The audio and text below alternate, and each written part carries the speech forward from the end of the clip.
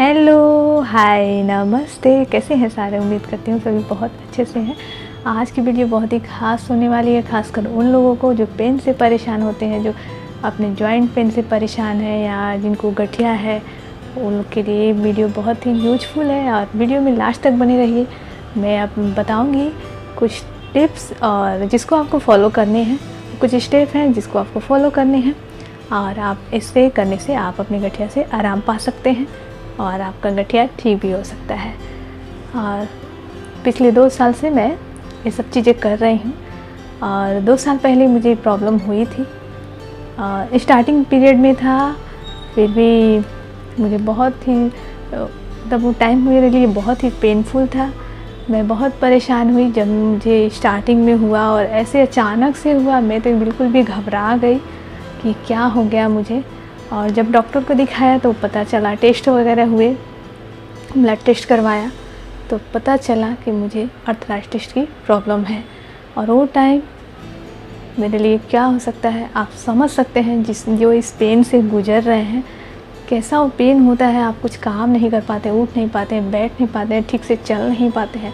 और हाउसवाइफ जो होती हैं उनके पास कितने काम हैं, जिनके 2 बच्चे मतलब मेरे छोटे बच्चे हैं और घर का सारा काम मैं खुद करती थी। तो आप ही सोचो मेरा क्या हालत हुआ होगा। लेकिन जो भी है, मैंने कुछ स्टेप फॉलो किए। मैंने गूगल पे सर्च किया, यूट्यूब पे सर्च किया, बहुत कुछ सीखा और कुछ होम रेमेडी अपनाई, इससे मुझे बहुत बेनिफिट हुआ। तो वीडियो में चलते हैं, आगे बढ़ते हैं और जानते हैं मैंने क्या क्या किया। फर्स्ट स्टेप मैंने किया अपने डाइट पे ध्यान दिया। अपनी डाइट से वो चीज़ें कम कर दी जो ठंडी होती हैं। आपको वो नहीं खाना है जिसकी जो फ्रिज से होके आती है, जैसे कोल्ड ड्रिंक, ठंडा पानी, आइसक्रीम, ये सब चीज़ें आपको नहीं खानी है।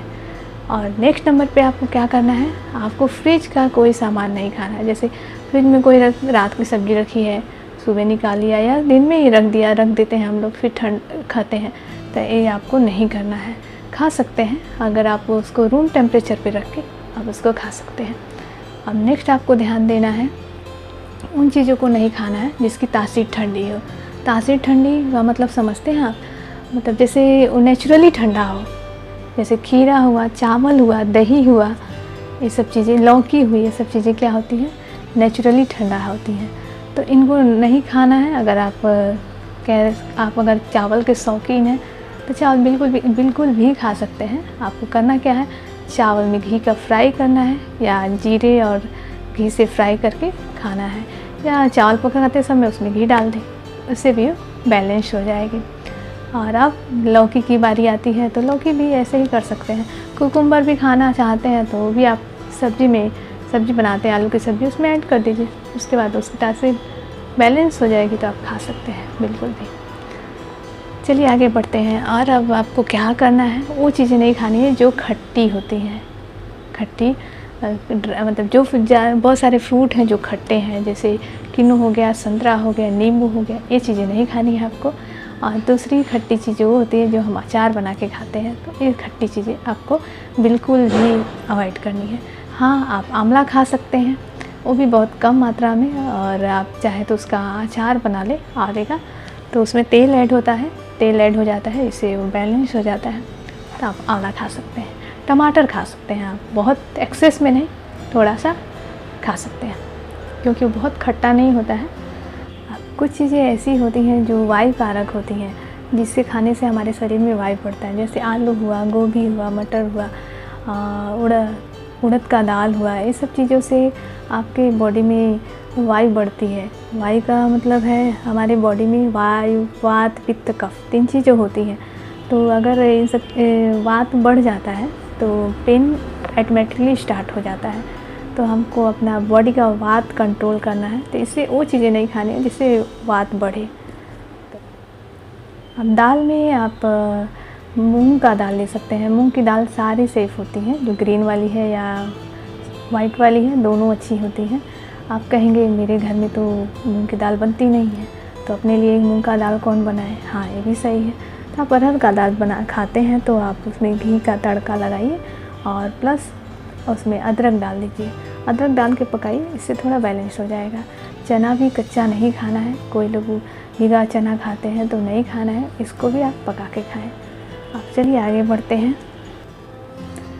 अपनी डाइट में आपको देसी घी बढ़ाना। देसी घी बहुत ही बेनिफिट देता है पेन के लिए। एक्चुअली हमारे बॉडी में क्या होता है, ग्रीस कम हो जाती है, जो तरावट होती है वो कम हो जाती है। तो अपने डाइट में हमको देसी घी खाना है। जो गाय का देसी घी होता है वो बहुत ही बेनिफिशियल होता है, तो आप उसको अपने डाइट में ज़्यादा से ज़्यादा ऐड करें। अपने डाइट में आपको कैल्शियम की मात्रा बढ़ा देनी है।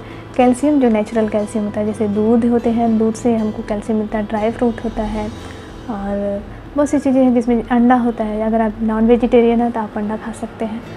हाँ, आपको करना ही है, रात में जब दूध पीते हैं, रात में ही पीना चाहिए दूध।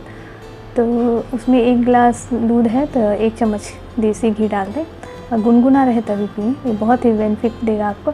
10 दिन ये करिए, 10 दिन आप हल्दी वाला दूध लीजिए। 10 दिन ऐसे करिए। ये तो गई हमारी डाइट की बात। आप नेक्स्ट स्टेप पे पढ़ते हैं, बॉडी मसाज। जी हाँ दोस्तों, बॉडी मसाज बहुत ज़रूरी है।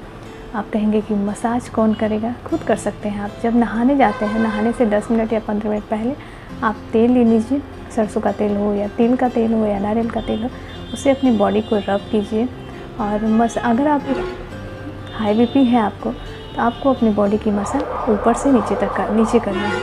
और अगर आप लो बीपी के हैं तो नीचे से ऊपर की तरफ कर सकते हैं। हमारे बॉडी का ब्लड सर्कुलेशन अच्छा हो जाता है और जिससे हमें पेन नहीं होता है। अब नेक्स्ट नंबर पे हमको करना क्या है, विटामिन डी। नेक्स्ट स्टेप है। आप कहेंगे विटामिन डी कोई कैप्सूल लेना पड़ेगा, कोई दवा लेना पड़ेगा? जी नहीं, ये तो बिल्कुल फ्री है। आप खुद को विटामिन डी देना है। विटामिन डी कैसे देंगे हम? उसके लिए कोई कैप्सूल नहीं, कोई दवाई नहीं, आपको सीधा धूप लेना है। धूप कब लेना है? मॉर्निंग में। आप क्या कर सकते हैं, सुबह जब सूर्य निकलते हैं तो आप वहाँ पे छत पे जाइए या बालकनी में, जहाँ पे धूप आती है वहाँ पे बैठिए और 10 मिनट 20 मिनट आप अपने बॉडी को धूप के सामने दीजिए, ताकि आपकी बॉडी को विटामिन डी मिले। और विटामिन डी हड्डियों के लिए बहुत अच्छा होता है, जिससे हमारी हड्डियाँ स्ट्रॉन्ग होती हैं।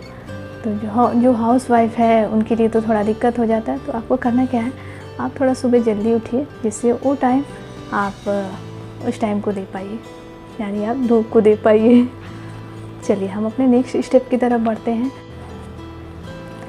हमारा नेक्स्ट स्टेप है, हमको एयर नहीं लेना है। सॉफ्ट हो गया ना, एयर नहीं लेना। एयर के बिना कौन जिंदा रह सकता है? एयर, मेरे कहने का मतलब ये है, नेचुरल एयर की बात नहीं कर रही मैं उस एयर की बात कर रही हूँ जिसे हमने बनाई है, जिसे मनुष्य ने बनाई है। जैसे एक एयर कंडीशनर, जैसे कूलर, पंखे तो ठीक ठाक हैं, पंखे के तो ठीक ठाक है, बट कूलर का तो सबसे ज़्यादा नुकसान करता है, क्योंकि उसमें पानी डालते हैं, जिसकी वजह से उस एरिया में मॉइस्चर हो जाता है। मॉइस्चर की वजह से हमारे बॉडी में पेन होता है। आपने नोटिस किया होगा, जब भी बारिश होती है या लॉन्ग टाइम तक बारिश होती है तो आपकी बॉडी का अकड़न बढ़ जाता है। जिसको गठिया है उसका पेन ज़्यादा बढ़ जाता है, बारिशों में ही ज़्यादा दिक्कत होती है। अब मुझे भी स्टार्टिंग में जब हुआ था तो रेनी सीजन में ही हुआ था। जहाँ मैं रहती हूँ वहाँ पे बहुत बारिश होती है और वातावरण में नमी रहती है, जिस वजह से मुझे स्टार्ट हुआ था। तो हमारा फाइनल लास्ट स्टेप है रेमेडी। एक रेमेडी है जो बहुत यूजफुल है। जब भी आपको पेन होता है, अगर पीरियड में पेन होता है या किसी वजह से पेन हो रहा है, हल्की फुल्की बॉडी में अकड़न हो रही है, तभी आप ले सकते हैं। और ये मुझे तो बहुत इफ़ेक्टिव लगता है। जब भी मैं पेनफुल या कुछ भी ऐसा होता है कि मुझे लगता है कि अकड़न है या कुछ भी है, तो मैं ये रेमेडी यूज करती हूँ। तो इसको बनाना कैसे है, चलिए मेरे किचन में स्टार्ट करते हैं। तो चलिए मेरे किचन में, ये देखिए मैंने 1 कटोरी अजवाइन लिया है, 1 कटोरी हल्दी पाउडर, 1 कटोरी मेथी। अब हमको क्या करना है, मेथी दाना जो है और अजवाइन दोनों को पीसना है। पहले मेथी दाना पीसेंगे क्योंकि ये मोटा होता है, फिर अजवाइन पीसेंगे। ये देखिए बहुत ज़्यादा महीन नहीं करना है, मोटा ही रखना है। और तीनों को मिक्स करके एक एयर टाइट कंटेनर में रख देंगे, ताकि जब पीना है तब यूज कर सके। अब हम लेंगे एक पैन, उसमें डालेंगे 1 गिलास पानी।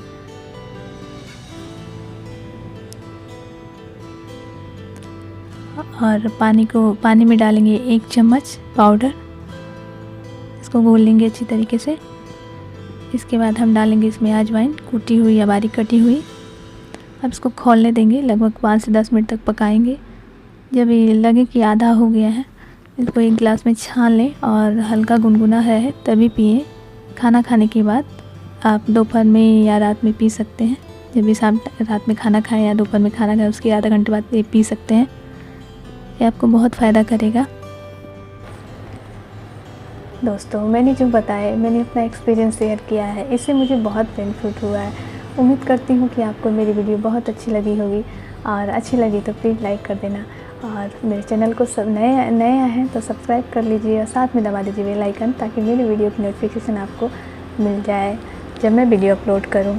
और मेरा एक अनुरोध है, जब भी आप वीडियो देखते हैं तो पूरा प्लीज़ उसको स्किप ना कीजिए, क्योंकि जो न्यू क्रिएटर होते हैं उनके लिए बहुत दिक्कत हो जाती है। उनको फुल वॉच टाइम नहीं मिलता है, जिसको उनका इम्प्रेशन ख़राब हो जाता है। तो प्लीज़ ये आप कर सकते हैं। तो तब तक अपना ध्यान रखिए। फिर मिलती हूँ नए वीडियो में नए टॉपिक के साथ। बाय बाय, खुश रहिए।